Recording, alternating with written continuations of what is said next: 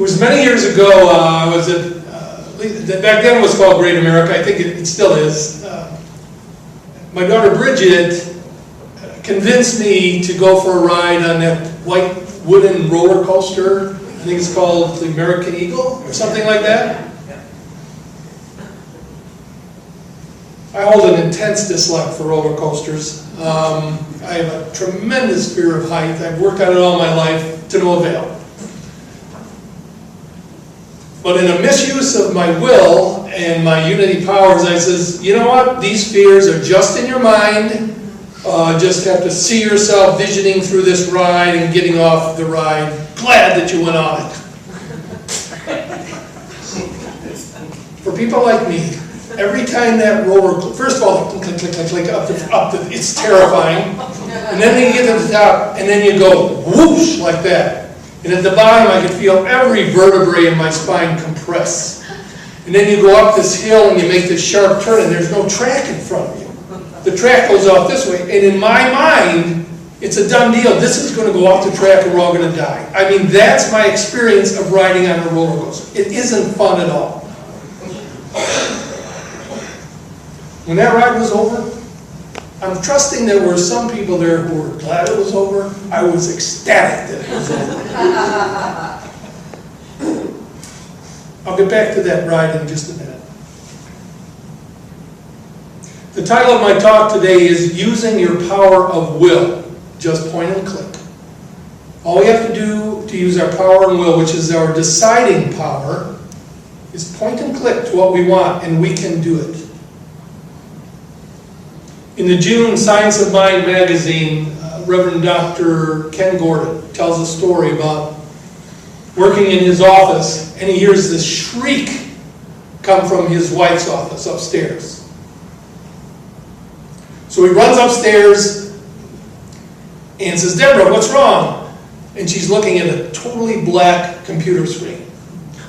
She says, everything's gone. My whole life is in this. Everything's gone. She's just kind of traumatized. It's okay. So he called their IT guru. Everyone ought to have one of those, by the way.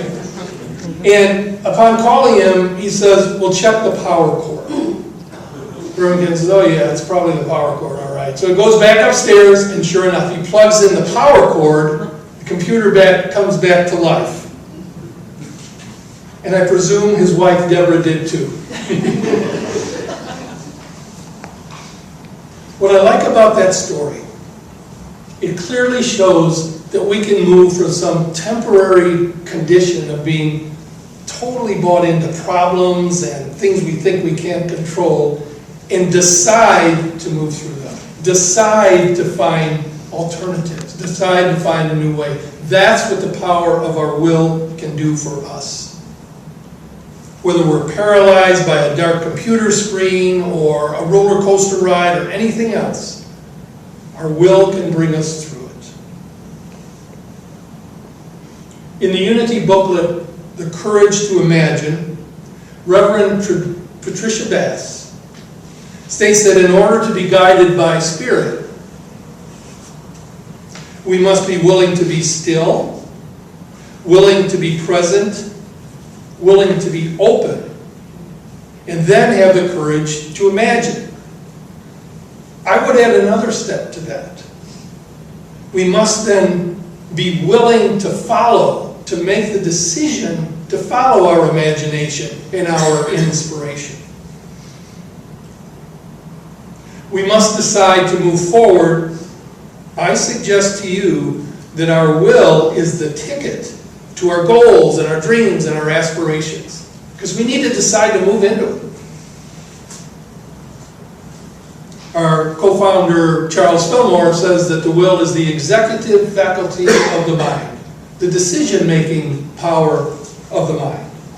Our will is the power by which we decide to implement what we know or imagine. So think about it. Is there anyone here other than me who has ever attended a seminar or workshop or retreat, taken copious notes, and imagining what we're going to do after the retreat is over, and we have these great ideas.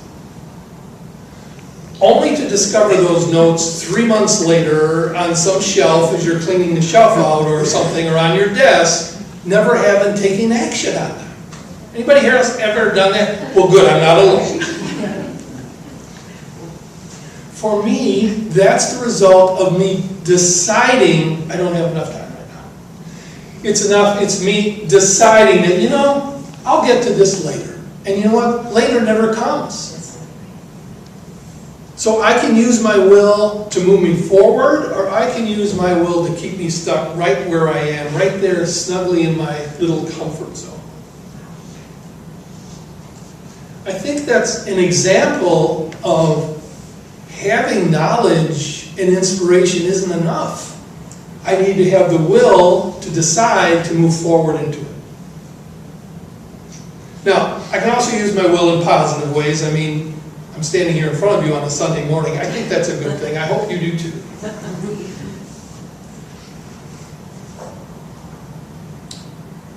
I believe there's a story in the Bible, at least more than one for sure, of the use of our will, and it's in the Gospel of Matthew. It's titled The Temptation of Jesus. It starts out, it says, "Then Jesus was led up by the Spirit into the wilderness to be tempted by the devil." Now in unity, we believe there's only one presence and one power, and that is God. It's Spirit, universal power. There is no duality in the universe except the one I create in my mind. But metaphysically, the devil, to me, represents that part of me that wants to choose the material and the physical in the world without, instead of the guidance of the Spirit within. That's the devil in me, okay? And I believe that's what this parable refers to. So the devil comes to Jesus and says, "Hey," I'm paraphrasing now, "if you're the Son of God, command that these stones become loaves of bread."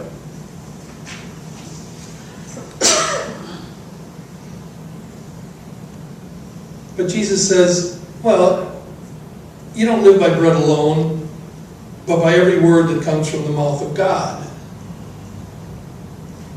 And then the devil took him to the holy city and placed him on the pinnacle of the temple, saying to him, "If you are the Son of God, throw yourself down, for it is written," says it right here in the Bible, he says, "He will command His angels concerning you, and on their hands they will bear you up so that you will not dash your foot against a stone." He's saying, prove this is true. Prove yourself. Jesus says, it's really written, don't put your Lord God to the test. Lastly, the devil takes him to the very high mountain and showed him all the communities around him and says, you're a man of power here. You could be like the head guy here. You could be the one right here. Jesus says, "Away with you, Satan. Away with you. For it is written, worship the Lord your God and serve only Him." Then it closes with saying, "Then the devil left him," or that pull left him, and suddenly angels came and waited on him. And I think angels represent the thoughts in our mind that lift us, that keep us in tune with our spirit. Now to me, that story, I interpret that story as maybe an internal struggle Jesus may have had too. Jesus wasn't the great exception, Jesus was the great example. And his example of the way he used the Spirit in him, maybe he was tempted at times to be the big mucky mucker. Maybe he was tempted at times to forget about his spiritual beliefs and teachings. I think this is a story about that. I can relate to the allure of the material world and the seduction of my ego, and the seemingly endless temptations to permit those worlds to guide my world. The things out there, the world without, to be in control of me instead of the world within. Jesus used his decision-making power to say no. It may be tempting, okay, but no thank you.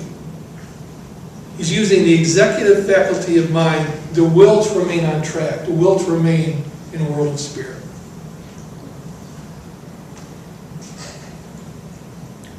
I'm just finishing up studying the book, The Master Key System by Charles Haanel.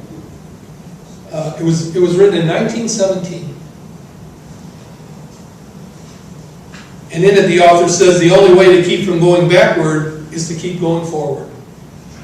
Eternal vigilance is the price of success. You're trapped in growth, friends. If you're in unity, you're in growth, and you need growth needs to be part of our lives. And we need to decide to be trapped in that growth as a good thing. And he says there are 3 steps, and each one he says is absolutely essential. Everybody has their steps, don't they? You must first have the knowledge of your power. Second, the courage to dare. Third, the faith to do. I'm going to add a 4th one, Charles, respectfully. The will to make the decision to do it. The will to make the decision to take the first step. I think it's the start that stops most of us, stops me from doing different things. Take that first step. Just point and click in that direction, and you're going to go in that direction. This is a true story. There was an experiment in that potted rose bushes were brought into a room and placed in front of a window. The plants were allowed to dry out, and the aphids, they're little parasites on the plants, previously wingless, changed to winged insects.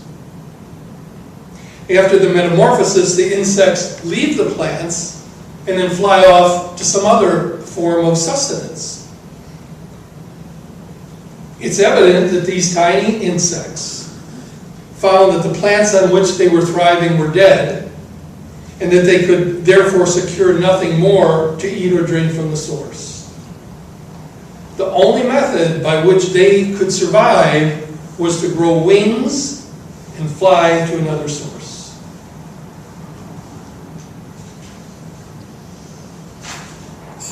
I suggest to you that we can use our will to grow temporary wings and fly to wherever we want to go. We can do that. We have the power to fly from the undesirable to the desirable. We must decide to move instead of deciding to just complain about it, or deciding to procrastinate, or deciding to give in to our fears. We can decide to grow temporary wings and grow to another existence if we want to. Use your will, just point and click in the direction you want to go, and you'll go there.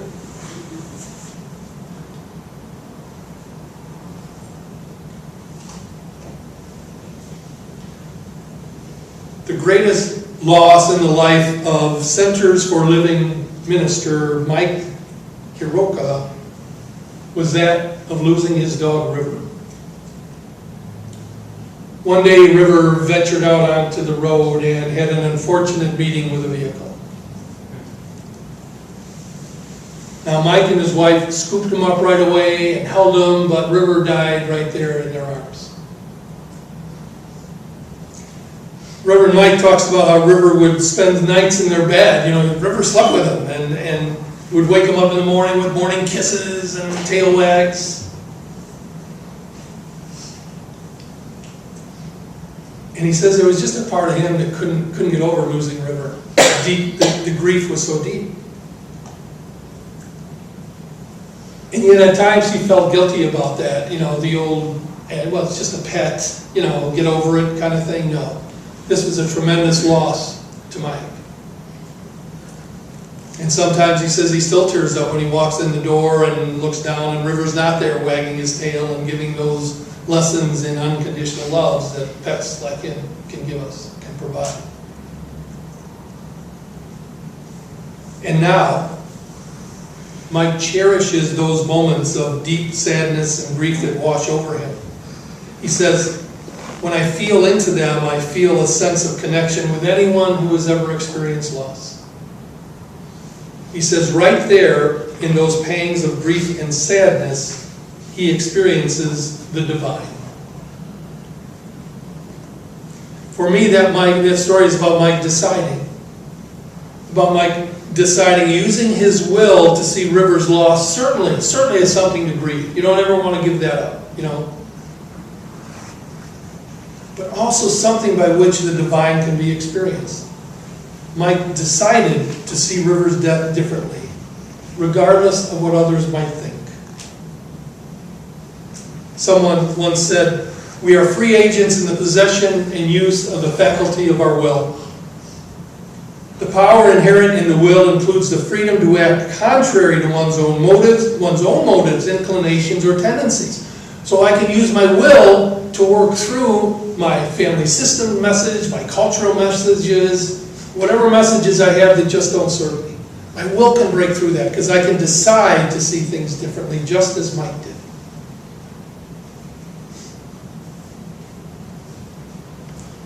Mary Morrissey says, train your mind to think into the condition you want instead of the circumstances you have. The possibilities of thinking, we all know about that. No person or no circumstance can make you feel or think what you don't want to feel or think. You are in control of your life.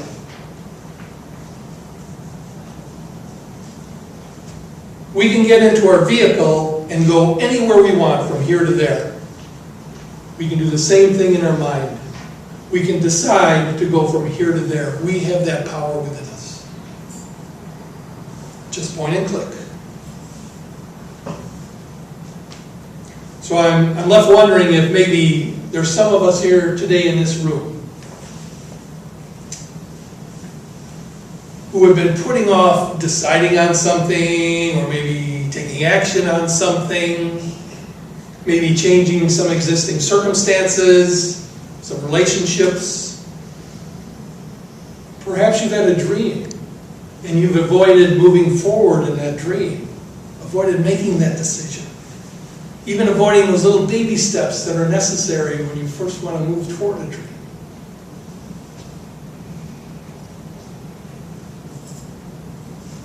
I'm wondering if it's time for some of us here to decide. Decide enough waiting, enough procrastination, enough doubting, enough planning. I mean, Martin Luther King said, I have a dream. He didn't say I have a plan. Perhaps I'm wondering if it's time for some of us today to kind of suit up, show up, pick up the rope, move in that direction. We do that through our will, through the decision-making power of our mind. I'm asking me here too when I say this. Are we ready to fly, or are we going to continue eating off a dead plant? It's our choice.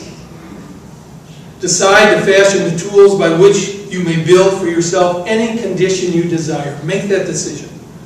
If we wish to change conditions, we must first change what? Ourselves. And that comes from a decision.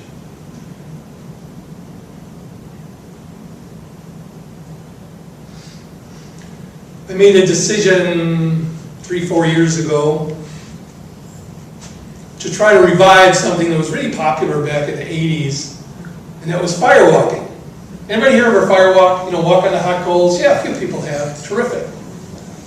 Well, back in the 80s, it seemed like it was a thing to do. I think I did about a half dozen of them or so. So I made the commitment, I made the decision, I'm going to become a firewalker facilitator.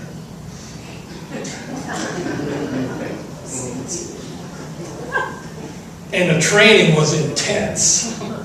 I'll also say I'm not marketing that today because I've given up on it because I just couldn't promote it. I just couldn't drum up the interest in it. I only had one firewalk. But the training was interesting. It was a training based on working through your fears, being vulnerable, and presentation skills. I mean, we did some of the usual things in training, the trust falls, and breaking a board with our hands. We also took an arrow, and you put the point in your neck, and you put the other end, the knock end, against the wall, and then you step forward into the arrow until it breaks. And all the time, every cell of your being is saying, what the heck are you doing? Don't do this. But you can decide to walk into your fears. We also took a 8-foot long of 3/8 inch steel reinforcing rod. They kind of use reinforced concrete.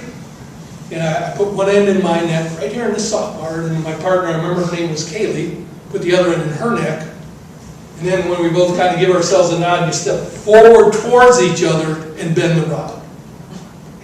And every ounce of your being is saying, don't do that.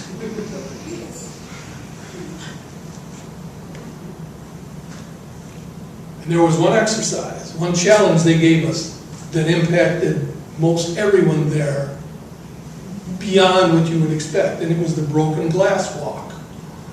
And no, they set it up perfectly. They didn't just have it there when we walked in. They took these big barrels of broken glass and they dumped them out on the floor, and you can hear all the glass crinkling, and then they showed us how to walk on it. Take your shoes off, obviously, and the instructor went on the first walk. And when you fire walk, you walk confidently, you take steps, you walk briskly. When you walk on broken glass, you walk slowly, heel to toe. And as the instructor was doing that, you'd hear crunch, crunch, crunch, crunch, crunch, crunch, crunch, and you'd hear the glass breaking and moving. And then as she lifted her foot to go on the next foot, you'd hear it again, crunch, crunch, crunch, crunch, crunch.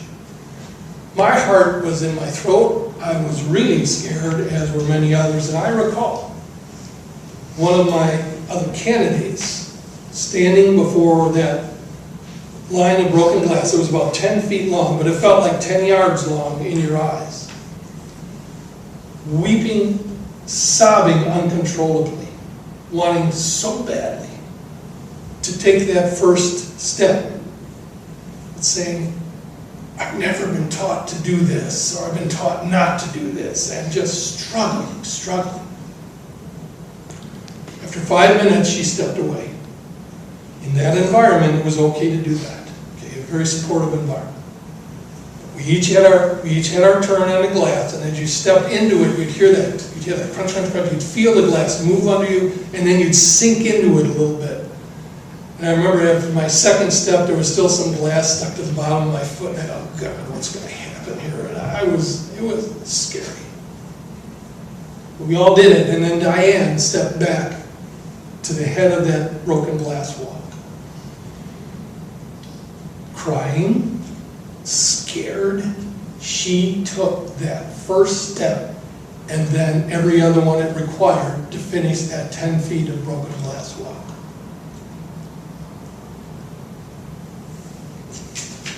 The power inherent in your will and my will includes the freedom to act contrary to one's own motives, inclinations, and tendencies. You kind of like, you know what, this is not wrong to do this, but everything in your body is saying it. Your will can take you through that. I've used my will to take me on numerous roller coaster rides, although they just didn't look like roller coasters. But I was compressed, and I was jostled, and I was scared. And when it ended, most often I was better off than when it began. But it took that decision. You got to go for it, man. Whether it be a black computer screen, the loss of a loved pet, a loved one, it's all hard stuff. Things that require decisions to move through them. We can decide to move through them. We can use our will to grow wings and fly. Namaste. What a joy it is to lead you in guided meditation this morning. And I know that during this time, some of us will close our physical eyes, some of us may not. It matters not. It is your time to simply be at one with your highest presence, the spirit within you, the soul of your very being. Feel free to adjust your position so that you feel really comfortable and at home. Invite us all to take a great big deep cleansing breath, a big inhale and exhale.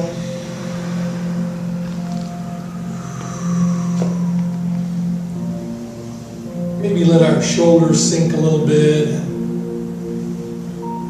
Feel fully supported in our chairs.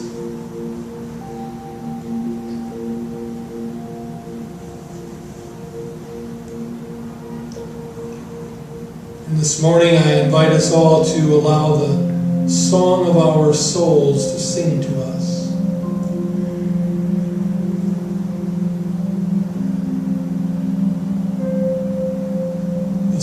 The song of our souls may be a quiet whisper of a melody that brings us ever closer to the realization of the Spirit within us, the presence of the divine.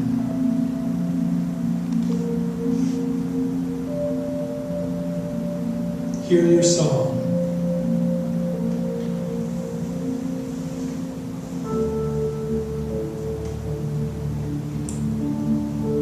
Or perhaps the song of your soul is loud with excitement about life and the possibilities that life brings.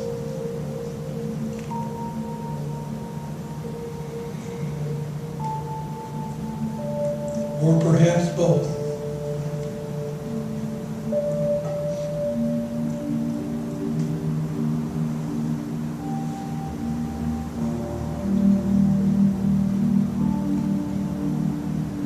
Let the song of your spirit sing to you at this time.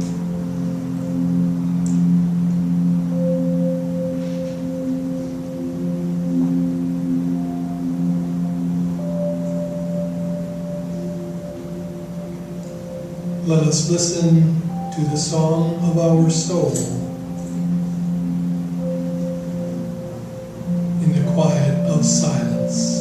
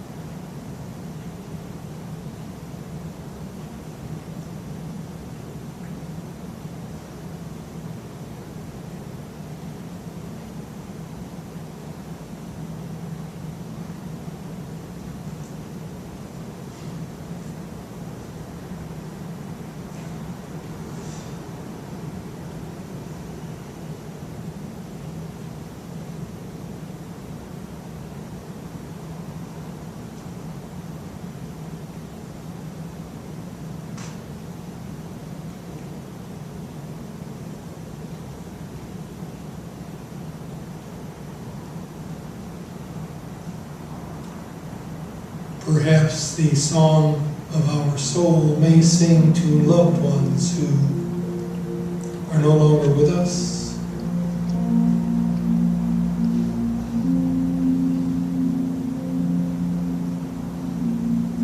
or possibilities that await us.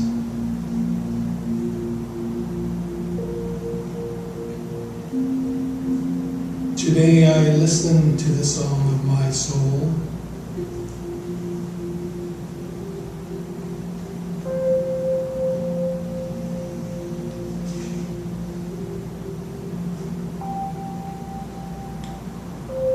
Today it reminds me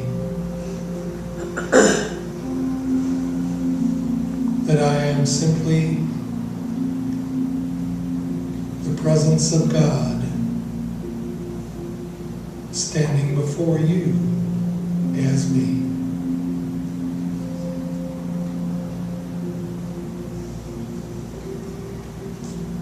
Today my song sings of kindness and generosity and gratitude,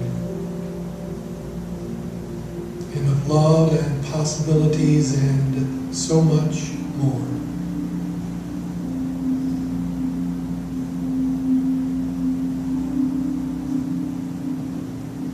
And all those who cross my path today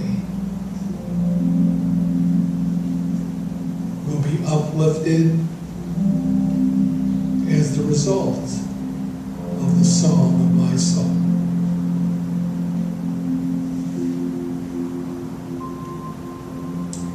In the name of the living Christ, we have declared it so, and so it is.